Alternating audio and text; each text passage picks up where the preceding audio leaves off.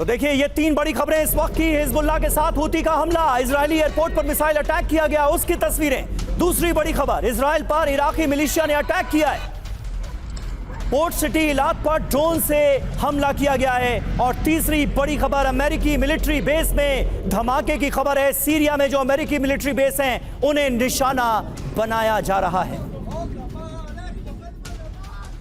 और एम्बेसडर वोरा हमारे साथ मौजूद हैं। एम्बेसडर वोरा, कुल मिलाकर ये तीनों मिलकर जो कर सकते हैं इजरायल का, वो करते हुए नजर आ रहे हैं। पीछे जो सबसे बड़ी ताकत है वो है ईरान की, उसके बारे में भी हम तफसील से बात करेंगे। लेकिन फिलहाल ये जो मिडिल ईस्ट में अमेरिकी बेसेस मौजूद हैं, उन पर कितना बड़ा खतरा आप देख रहे हैं?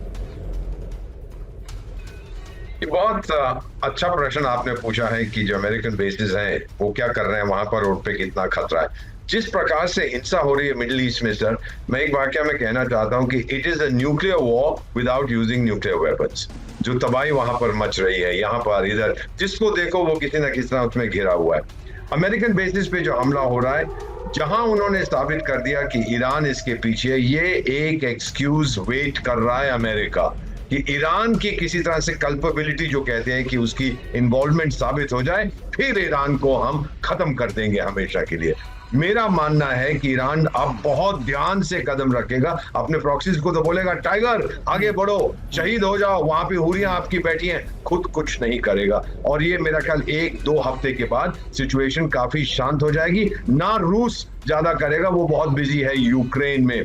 चीन तो बड़ा खुश है, वो देख रहा है कि अमेरिका बिजी है इस एरिया में, तो साउथ चाइना सी में वो अभी नहीं आएगा। मेरा मानना है सर, ये कन्वर्जेंस इस समय हम देख रहे हैं कि ये जो प्रॉक्सीज हैं, टेररिस्ट प्रॉक्सीज इस एरिया में, सब लोग चाहते हैं कि इनको हटा दिया जाए वहां से। और मेरा ख्याल ईरान भी अब थोड़ा नहीं, बहुत सतर्क हो गया कि ये मैंने क्या कर बैठा, जो जानवर मैंने पैदा किए हैं कहीं वो मुझ पर ही ना हमला कर दें। ये सिचुएशन मैं देख रहा हूं यहां पर आती हुई सर। तो ईरान के लिए बहुत मुश्किल स्थिति है, इस बात का जिक्र करते हुए एम्बेसडर वोरा, ये बहुत इंपॉर्टेंट बात है। और ईरान का जो रोल रहा है उसको लेकर लगातार सवाल उठ रहे हैं। और ईरान ने किया क्या, अब ये सवाल भी ईरान के हुक्मरानों से पूछा जा रहा है। तो इजरायल वर्सेस ईरान का ये सीधे सीधे अलर्ट हमें देखने को मिल रहा है। मिडिल ईस्ट दहलता हुआ सीधे तौर पर हम देख रहे हैं। इजरायल और ईरान के बीच क्या डायरेक्ट वॉर भी मुमकिन है?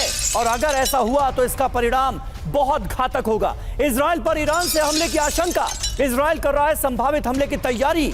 ईरानी हमले को लेकर अमेरिका भी सतर्क है।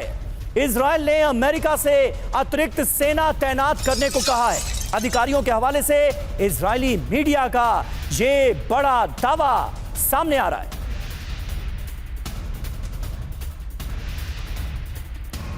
तो इजरायल से हमले को लेकर हाई अलर्ट है। पूरे इजरायल में हमले को लेकर गाइडलाइन जारी की गई है।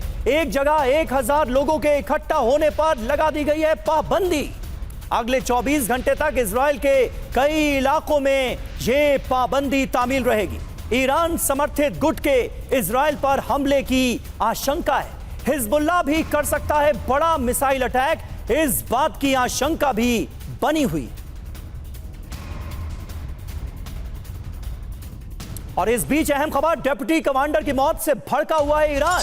इजरायल पर जवाबी हमला करने की आशंका है। इजरायल ने अमेरिका से ईरान को रोकने को कहा है। राजनयिक समाधान के लिए आगे आ सकता है अमेरिका, ये खबर भी सामने आ रही है। अमेरिकी न्यूज वेबसाइट एक्सियोस का ये बड़ा दावा आपके सामने।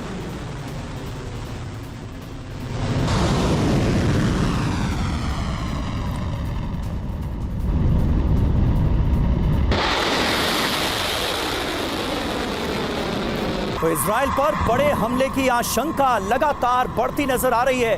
और हिजबुल्लाह को इतना बड़ा जख्म देने के बाद ये खतरा इजरायल के ऊपर मंडरा रहा। और यही वजह है कि इजरायल में तमाम एहतियाती कदम उठाए जा रहे हैं। तो भड़का हुआ ईरान, जवाबी हमले की आशंका। इजरायल ने अमेरिका से ईरान को रोकने को कहा। बेरूत हमलों के जवाब में ईरानी प्रतिक्रिया की आशंका बढ़ गई है। राजनयिक समाधान के लिए आगे आ सकता है अमेरिका। ग्राउंड ऑपरेशन को रोकने की कोशिश में है अमेरिका। बेरूत हमलों में ईरान के डिप्टी कमांडर की भी मौत हुई थी। नसरल्लाह के साथ मौजूद थे IRGC कुड्स फोर्स के कमांडर। अब्बास।